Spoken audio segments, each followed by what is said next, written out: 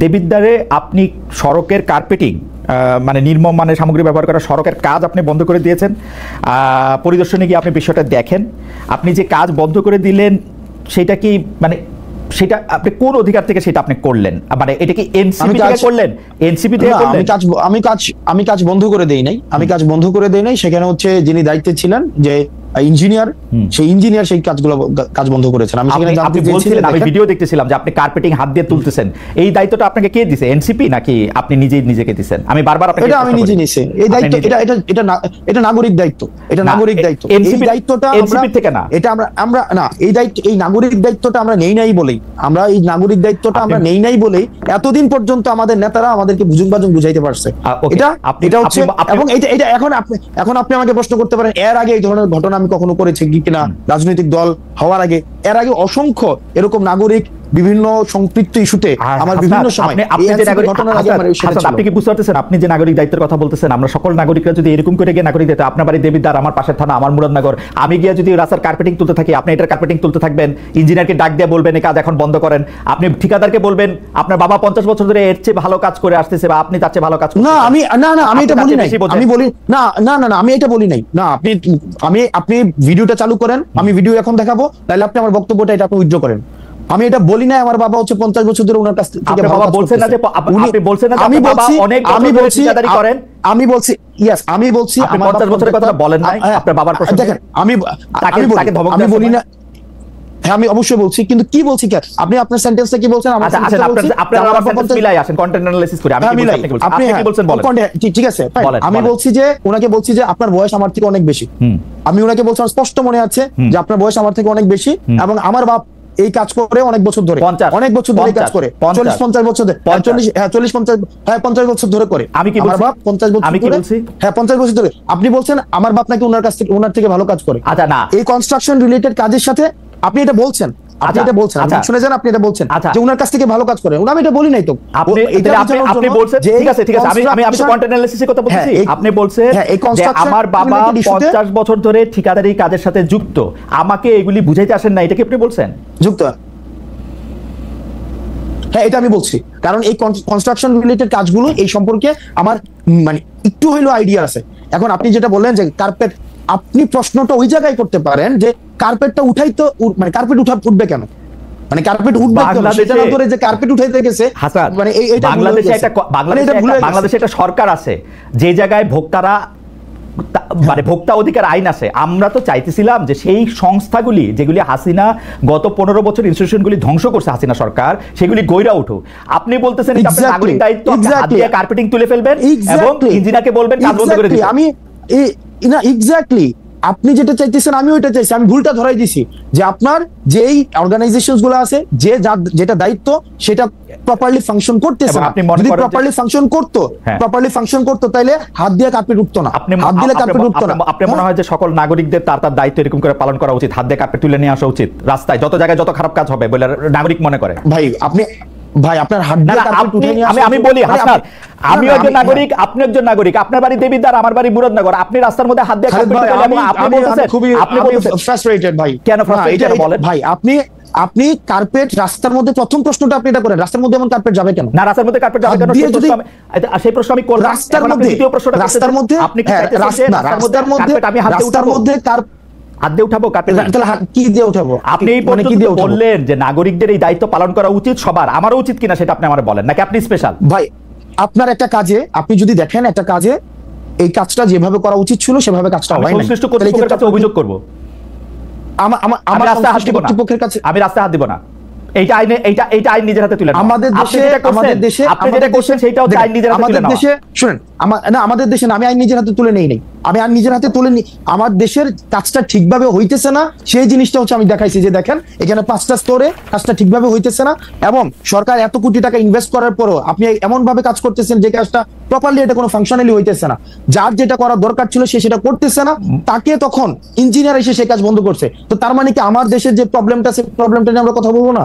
হাসনাত আপনি দেখাবো না প্রবলেমটা, মানে প্রবলেমটা। হাসনাত আপনি যে কাজটা করছেন এটার জন্য তো আমি বুঝতে পারতেছি আপনি অনেক প্রাউড। আপনি কি চান যে আমরা সবাই এইভাবে আমাদের কাজগুলি করি? না আমি প্রাউড না। না মনে করেন যে আমি আজকে আমি আবারও আমার উদাহরণ দিচ্ছি, আমি একজন সাধারণ নাগরিক, আমি ইনস্টিটিউশনগুলো যদি আমাদের দলে বড় নেতা না, আমি যদি এখন মুরাদনগরের রাস্তাটা দেখি আমি এটা হাত দিয়ে তুলবো কিনা, আমার প্রশ্ন সরল। আপনি যদি দেখেন কাজটা ঠিকঠাক ভাবে হইতেছে কিনা, এটা কি মানে আমার দেখার দায়িত্ব, অবজার্ভ করা, মানে আমি দেখবো, আপনি কি আচ্ছা এটা দেখার দায়িত্ব আপনার না, কিন্তু আপনি যখন দেখছেন যে কাজটা ঠিকঠাক ভাবে হইতেছে না, বললাম আমি অভিযোগ করব।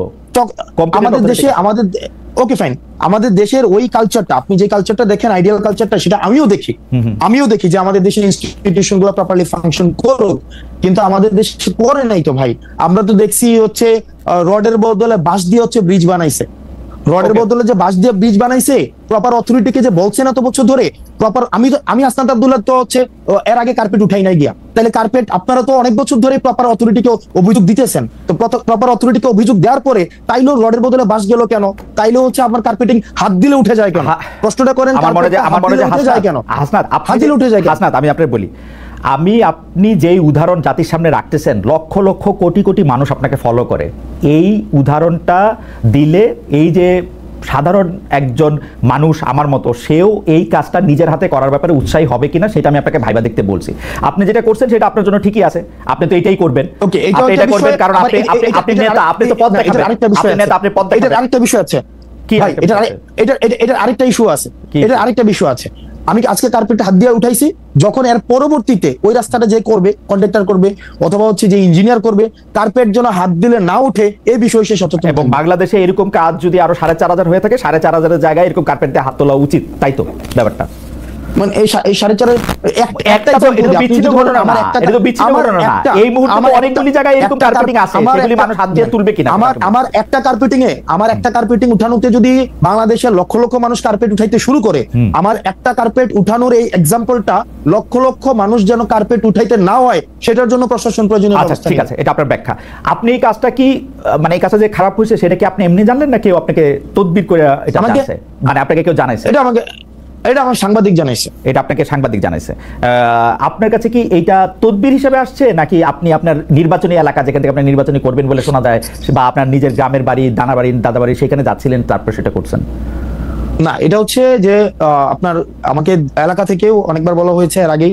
আমি নরমালি হচ্ছে খুব কম আমার এলাকায় যাওয়ার সুযোগ হয়, তো সেক্ষেত্রে একদিন আমাদের রেজিস্ট্রেশনের পরের দিন আমার হচ্ছে এক সাংবাদিক দেখাইলো যে এই রাস্তা না, আরো অনেকগুলো রাস্তা হচ্ছে এই ধরনের নিম্নমানের কাজ হচ্ছে, এবং দেখা যাচ্ছে যে এই ধরনের কোনো ব্যবস্থা নেওয়া হচ্ছে না। এলাকার মানুষও খুব ক্ষুব্ধ, এবং হচ্ছে এই বিষয়ে যেন প্রয়োজনীয় ব্যবস্থা আমরা সবাই মিলে নেই, সেই জন্য আমি জাস্ট গিয়েছিলাম সেখানে, এবং দেখলাম তো এই দুরূহ অবস্থা। কিন্তু আমি আবার নিজের প্রতি সরি ফিল করতেছি আসলে, যে আমার উচিত হয় না, আমার মাপ চাওয়া উচিত, একটা গণমাফ কর্মসূচি হয়তো একটা পালন করা উচিত আমার। মানে এটা কেন বললেন? আমাকে খোঁচা দিলেন?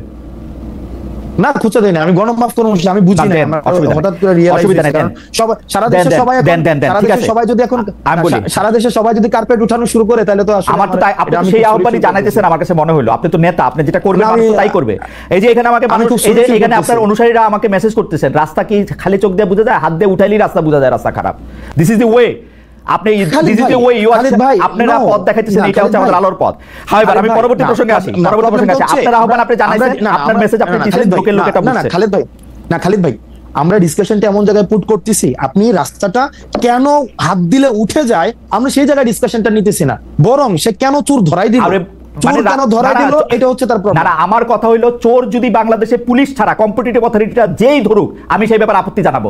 আপনার স্কুল আলাদা, আপনি বলবেন চোর আপনারই ধরে দেওয়া উচিত, এই হচ্ছে পার্থক্য। আপনি চোর ধরতে চাইলে আপনি বিসিএস দেন, ভাই আপনি অনেক মেধাবী মানুষ, আপনি বিসিবি দেন, পুলিশে চোর ধরে, বিচারক হয় বিচার করে। ওকে ফাইন, তাহলে আমরা ডিসকাশনটা আরেক জায়গায় নেই। না, ডিসকাশন আমার নেওয়ার দরকার নেই, আমি বললাম তো প্রসঙ্গটা নিতে হবে। না ভাই, নিতে হবে, কারণ আমাদের দেশের আপনি যে পুলিশকে আপনি বলতেছেন কমপ্লিটলি ফেল করছে ভাই ইনস্টিটিউশনটা, এটা সিলেক্টিভ। যেমন পুলিশে এটা তো বাস্তবতা, রাজনৈতিক, অন্য কেউ কল দিলে কাজ হয় না, এখন হাসনাত আব্দুল্লাহ কল দিলে কাজ হয়। হাসনাত আব্দুল্লাহ কল দিলে কেন কাজ হবে? কারণ আপনাদের দলের লোক কেন না কেন সিলেক্টিভ হলো এটা?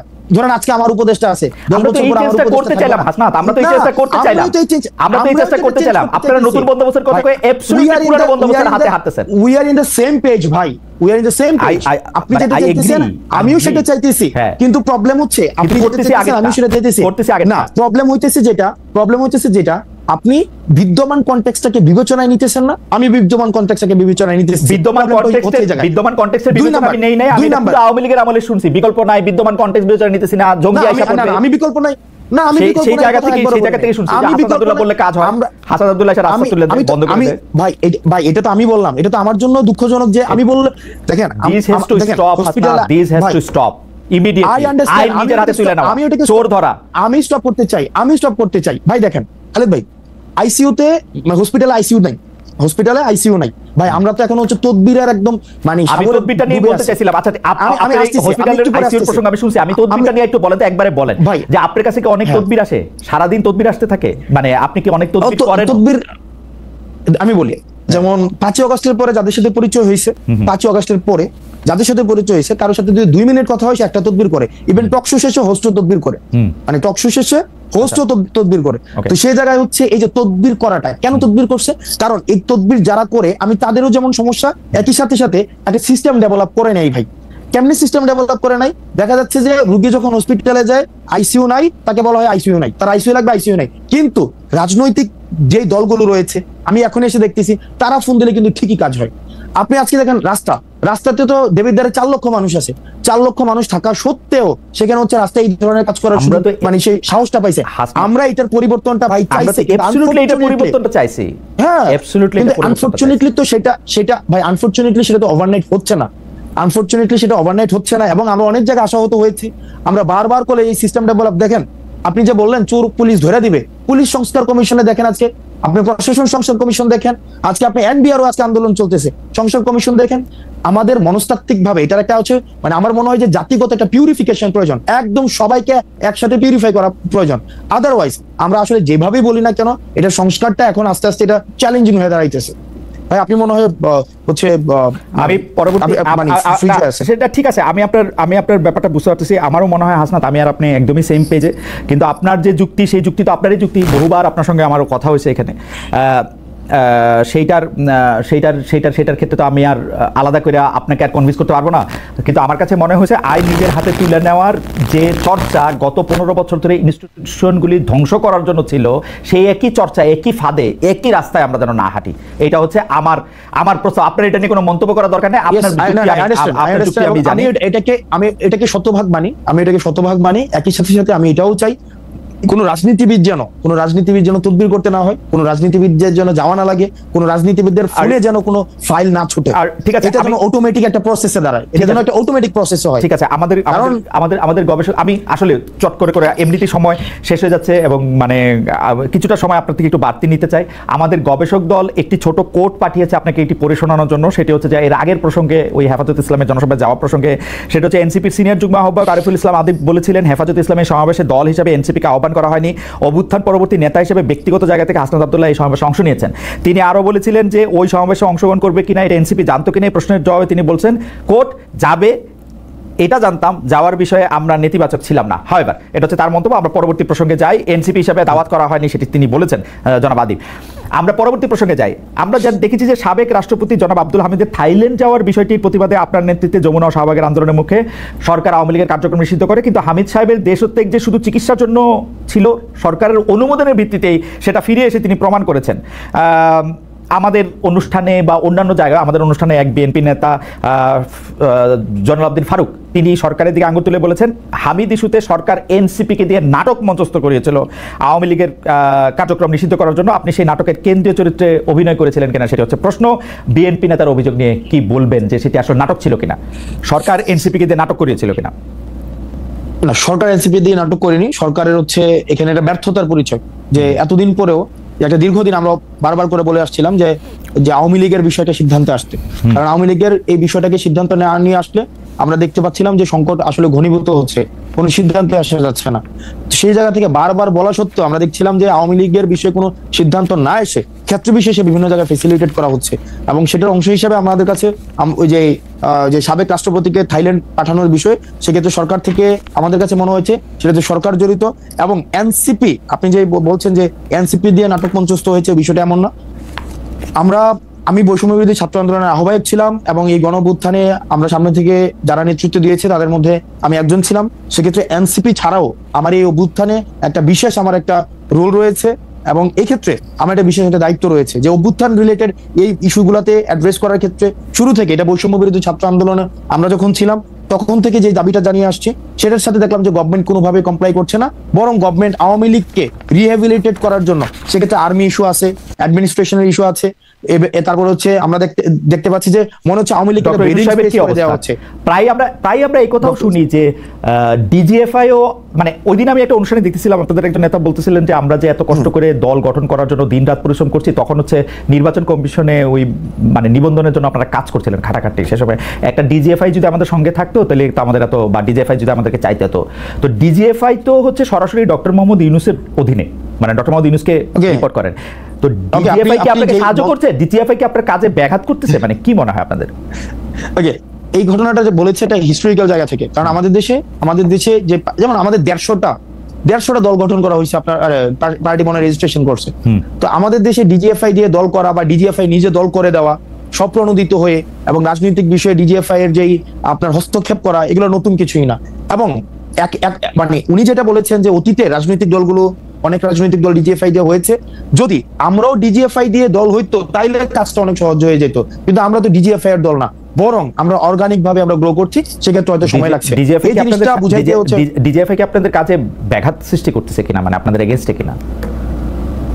দেখেন ডিজিএফআই এগেইনস্টে কিনা, আমাদের মানে পার্টিকুলার এনসিপির এগেইনস্টে কিনা এই ধরনের আমি কোনো ধরনের মন্তব্য করতে চাই না, কিন্তু বরং ডিজিএফআই বা রাষ্ট্রীয় আইন শৃঙ্খলা বাহিনী অনেক ক্ষেত্রে যেটি হয়েছে যে মিডিয়াকে নিয়ন্ত্রণ করা, তারপরে হচ্ছে রাজনীতিতে হস্তক্ষেপ করা, যেটা তাদের কাজের মধ্যে অংশ না, সেই জায়গাগুলো তারা এখনো পর্যন্ত অব্যাহত রেখেছে। মানে ডক্টর ইউনূসের ডিজিএফআইও শেখ হাসিনা ডিজিএফআই এর মতোই আচরণ করতেছে। ডেফিনেটলি ওকে, মিডিয়া হস্তক্ষেপ করা হচ্ছে, নিউজ করানো হচ্ছে, এবং দেখা যাচ্ছে ডিজিএফআই এর পত্রিকায় নিউজ করছে, কিছুক্ষণ পরে নামিয়ে তারপর হচ্ছে আবার মেসেজ দিচ্ছে যে এটা হচ্ছে অনেস্ট মিস্টেক এবং এই ধরনের পুনরাবৃত্তি হবে না। এবং রাজনৈতিক বিভিন্ন ব্যক্তির সাথে আলোচনা করা, রাজনৈতিক বিভিন্ন ব্যক্তিকে নেগোসিয়েশনের প্রস্তাব দেওয়া, সিট নেগোসিয়েশনের প্রস্তাব দেওয়া, এই কাজগুলো তো এখন অব্যাহত রয়েছে। এগুলি কেন করতেছেন ডক্টর মোহাম্মদ ইউনূস? ডক্টর মোহাম্মদ ইউনূসের আমার কাছে মনে হচ্ছে যে আমি ব্যক্তিগতভাবে এগুলো ডক্টর মোহাম্মদ ইউনূসের হচ্ছে অফকোর্স কমপ্লিট ফেইলিওর, এটা ফেইলিওর, এবং ইনস্টিটিউশনগুলো যে এখনো পর্যন্ত উনার খুব